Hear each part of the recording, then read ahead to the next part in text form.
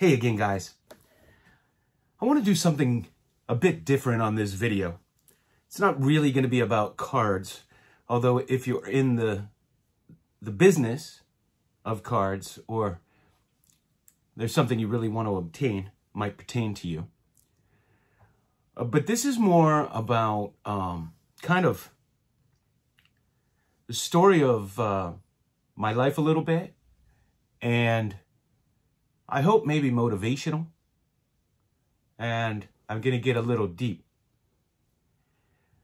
So when I was growing up, my grandmother suffered from major depression.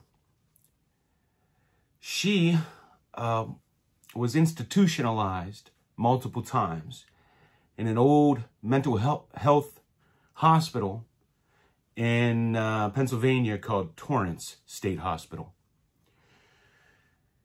It was one of those facilities where they would give shock treatments, like you would see in One Flew Over a Cuckoo's Nest. And the theory behind the shock treatments is when you suffer from depression, they basically fry your brain to do away with your memories. And my grandmother went through something like 7 or 8 shock treatments. Now, this really occurred before I was born and possibly when I was very, very young. And I always had a great relationship with my grandma. She was fun to hang out with. And I used to go spend weeks at a time with her.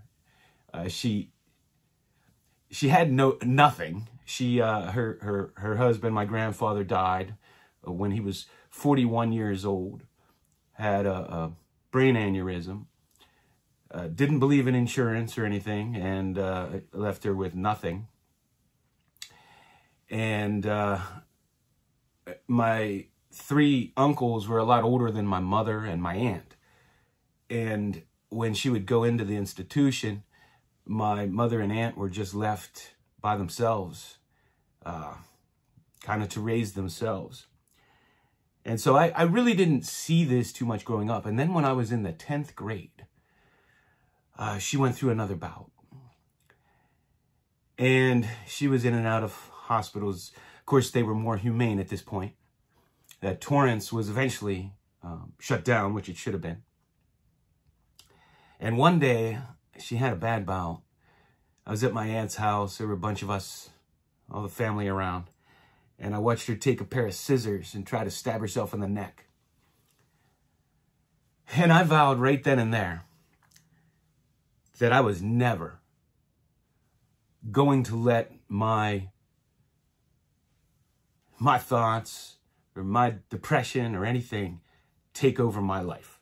I vowed right then and there I wasn't going to care so much about things.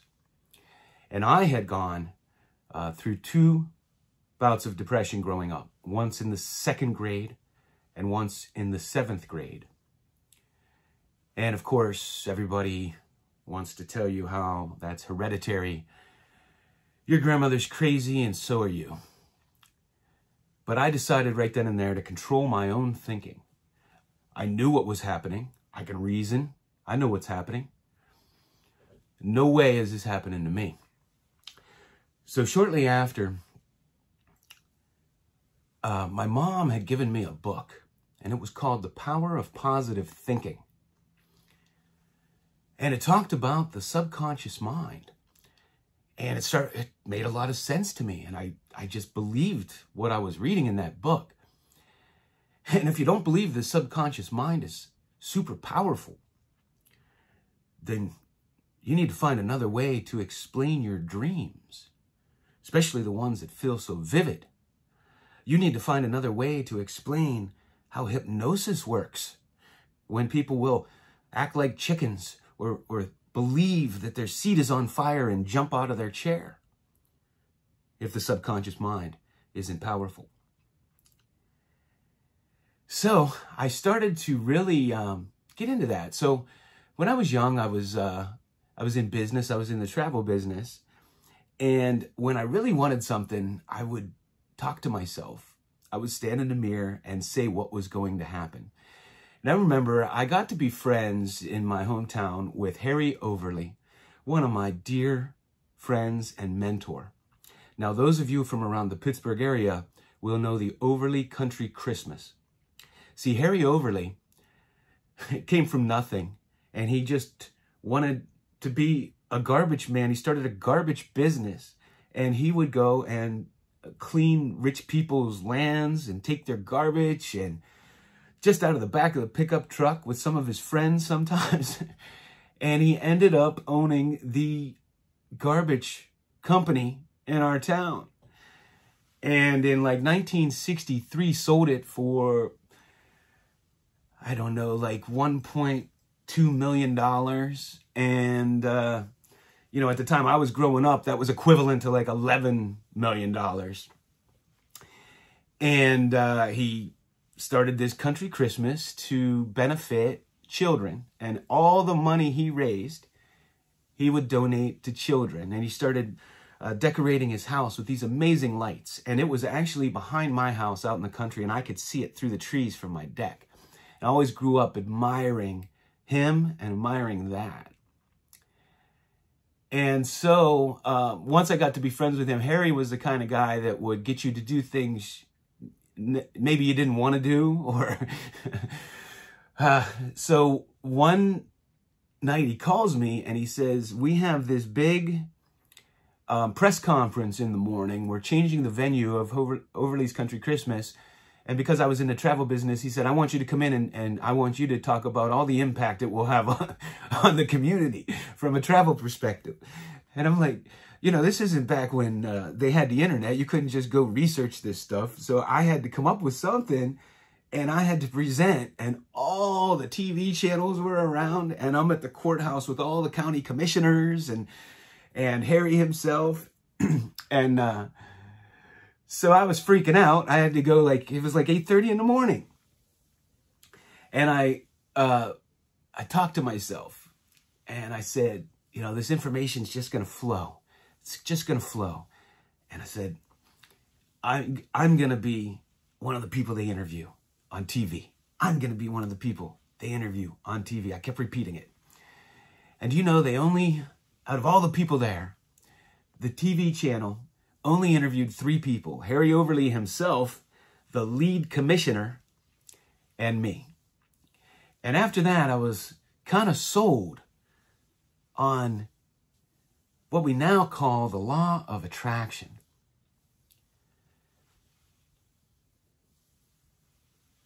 I came to a point where I wanted to change careers, and I was on a fantastic path in the travel industry. But with the internet coming out and the airlines changing the way they were paying travel companies, you know, I could kind of see the writing on the wall and wanted to make a change. And I had been, I was voted by a travel magazine. I was named one of the top 100 rising stars in the travel industry under the age of 35. And I don't say that to brag. I just say that to show you how entrenched I was in my industry, because I wanted to make a change. And I remember one of the things that I admired was the local Chamber of Commerce, Westmoreland County Chamber of Commerce. And any of you guys who are locals, if you go into that Chamber of Commerce today, you'll see my portrait up there. Because I don't know why, I was just enamored with this organization, and I wanted to be the youngest president of it ever. And I used to always focus on that. It was one of my short-term goals. And at the age of 25, I was the lead vote getter for the board of directors. And after I served that term, they named me the president. And I was in my upper 20s, 27, I think, or 28 or 29, somewhere in there. And so I accomplished that. So I wanted to make a change. And you know what? I was tired of being in an office. I was tired of my hectic schedule. And I said, you know what? I want to make a lot more money, but I want freedom. I don't want to go into an office every day. I want freedom. And so I up and left the travel industry with nowhere to go. I was newly married and my wife thought I was crazy. And I told her, I said, I promise you, we will be 3 times better. You just support me through this. And so every day I focused on being free and making a lot more money. So I had an opportunity through some friends of mine who are in the wireless telecom industry. And I had an opportunity to go and work in Scranton, PA, which is funny because if you ever worked in Scranton or lived there, it makes The Office, the TV show The Office, way better because it's how it is in Scranton. So I went up there. I knew nothing. I went from, being one of the most knowledgeable people in my profession to knowing nothing. And nobody wanted to help me. I had to live in a hotel, travel like 5.5 hours every Sunday, and come home Friday night late. Basically just had 1 full day at home. And it was awful. But nobody wanted to help me. I had a box of files. And I had to work out of, I didn't even have a desk, didn't have a phone. I had to work out of a stairwell on the stairs is where I would, I was doing zoning and pulling building permits, and I would have to fill out my applications in a stairwell. And then if somebody left, I'd go and use their phone to make calls. So I did that. And I remember I came home and I was talking to my friends in my living room and I'm like, this sucks, but I know that I am here for a reason. I know I'm just going to take the bull by the horns. I'm going to learn this on my own because nobody's helping me, but I am doing this because I know that a little bit down the road, I'm going to be so much better off, so much better off. I just knew that life was putting me through that for a reason. It was something I was learning, something it was going to lead to, right? Some new opportunity. So I did this for 5.5 months until they finally brought me back to Pittsburgh. And then I only had a 45-minute drive to work every day. At this point, I had seen these people that were independent contractors, and they would work for like 6 months, make their nut, and then they would just have so much freedom because they would just get paid for what they did. And right then and there, I said, that's what I want to do. Get to work from home, get the freedom. You get paid for what you do. You're not responsible for anybody else. Because when I was in the travel business, I was responsible for something like 25 people and didn't want that anymore. Just wanted to be by myself, on my own, doing my thing, not being in an office every day. So I decided I was going to do that. Now, it's funny, when you focus on something you want, you don't necessarily need to know how you're going to get it.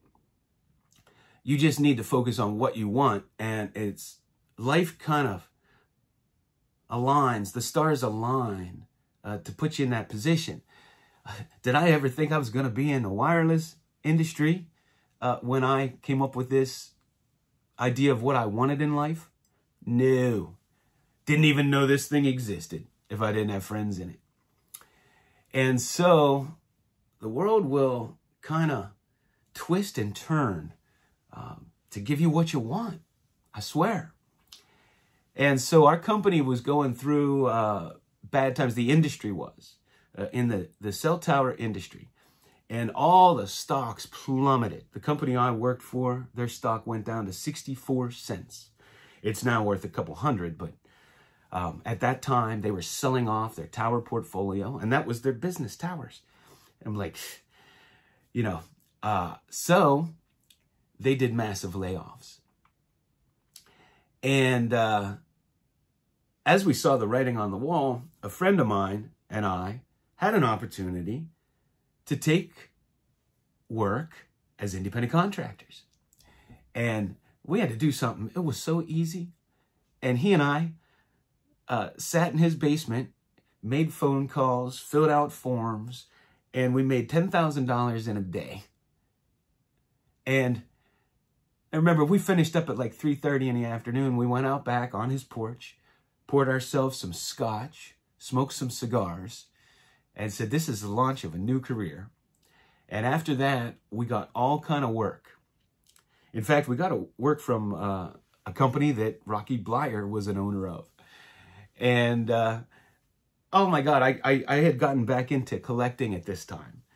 And I had all kind of freedom. I would do my work. I was making more than I was making. And all kind of freedom. I worked half as much and was making more. And so at this point, his parents had a place in South Carolina. And he invited my wife and I to come down. Well, we went, and we worked from there because we were doing this together. And my wife and I said, you know what? Let's move to South Carolina. I'm tired of the weather in Pennsylvania. And I focused on moving to South Carolina. Within 2 months, I had an opportunity to go down as an independent contractor and work in South Carolina for over 3 times what I was making. Over 3 times. At the time, it was more money than you know, I ever thought I would be making. And so that's how I ended up in South Carolina. You know, you really get what you ask for in life. One time I wanted to do this, this exercise, and I engaged my wife to do it with me. And I said, listen, for the next 2 weeks, I want us to repeat every day, just to try this out. Every day, checks are going to come in the mail. Checks are going to come in the mail. Checks are going to come in the mail. Put the positive energy out there. Out of nowhere, I got 4 checks in the mail. We had, one of our goals was to always have multiple homes instead of just one big one, because we like to move around and travel around and go different places. So I currently have 2. At one time, we lived in 4 different places. So that's something else that came true. So I put this out there for the checks. We had bought another home at the time, a little earlier. And out of the blue, I get a big refund from the closing company saying, you gave us too much money at closing. And then I got, I had canceled some insurance I had for my independent contractor business. And I got a big insurance refund from them I was not expecting. And I got 2 other checks that were some sort of refunds. And out of nowhere, I had over $3,000 in checks come in that I totally wasn't expecting, had no idea I was owed. It was so weird. And, you know, I know a lot of you, or I don't know about a lot, but I've heard people who struggle with depression or go through difficult times. And I know some of you are starting card businesses and or YouTube channel businesses. And I just wanted to share my story that never underestimate the power of your mind and the law of attraction. And I want you to do something for me. Now, one of the things of the law of attraction is you have to believe it. You have to believe it wholeheartedly. You have to believe it either you already have something or you will have it. You know, Jim Carrey grew up in a trailer and had nothing. You know, when you look at some of the successful people, they've done this. They've done this. And I'm going to give you 2 perfect examples. He wrote himself a check. He had nothing in his checkbook for $10 million. Just wrote himself a check. And guess how much his first movie deal paid? Michael Jackson, if you go online, you can find the letter he wrote to himself when he was still with the Jackson 5. And it is chilling. He wrote out the course of his life. And he said, I will become the biggest pop star in history. And he wrote a letter to himself. And when you watch it, when you read it rather, everything he wrote on that paper came true. So I want you to do an exercise. You know, if you are on YouTube and you're trying to grow your channel, put a subscriber number in your head. Put a subscriber number in your head, or put a view number in your head, and tell yourself it's going to happen over and over. If there's some card you want, and I'm talking, you know, I don't want to say the T206 Honus Wagner or the 52 Mickey Mantle if you don't believe you can acquire it. But if there's a card you really want, focus on it for a while. Look at pictures of it. Look at pictures of it every day. Put it on your desktop, a picture of it. Make it your desktop picture. Think about it every day. Look at it on your phone. Say, I'm going to have that card. And if you believe you're going to have it, I'll bet you the universe finds a way to bring it into your life. You know, there are a lot of YouTubers on here who send out cards and so forth. You never know. Just wanted to share this story with you. Life is what you make of it. Life is what you expect it to be. If you focus on the negativity, if you focus on all the things you don't have, the universe will keep you from having them. And it doesn't always have to be money or whatever. You know, I always wanted to have enough money to be comfortable, but never too much that it was a pain in the ass, where I had people coming to me for money all the time. Because if you're too rich, it can be a pain in the ass. And, I had a friend, and she, man, her goal in life was to be a great mother. That's what she focused on. And she believed in her head that she could never have a good career because that would interfere with her being a great mother. And one day she was all depressed because she wasn't making enough money. She didn't like her job. Thought she was underpaid, thought she, deserved a better job. But, she always focused on her kids and didn't believe it. And I said to her, well, you're getting exactly what you want out of life. You believe that a good job will interfere with you being a good mother and you want to be a good mother. So you've accomplished your goal. You're a good mother and you don't have a career. You got exactly what you asked for. I said, why don't you ask for both? There's lots of great mothers who have a great career too and make more money. And do you know, she was like, wow. Do you know, within a few short months, she had a management job making like 3 times what she was making. And she was still a good mother because you only get out of life what you ask of it. If you believe you'll never be anything or have anything, guess what? You're right. Henry Ford said, I think it was Henry Ford, if you think you can or you think you can't, you're right. If any of these words have helped one person, then my job here is done.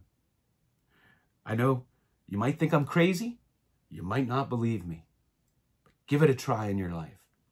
I think you'll find yourself to be happier mentally and to have a little more freedom of your brain. I'm one of those people that my thoughts can haunt me at night when I'm sleeping, as you probably know from some of my rant videos.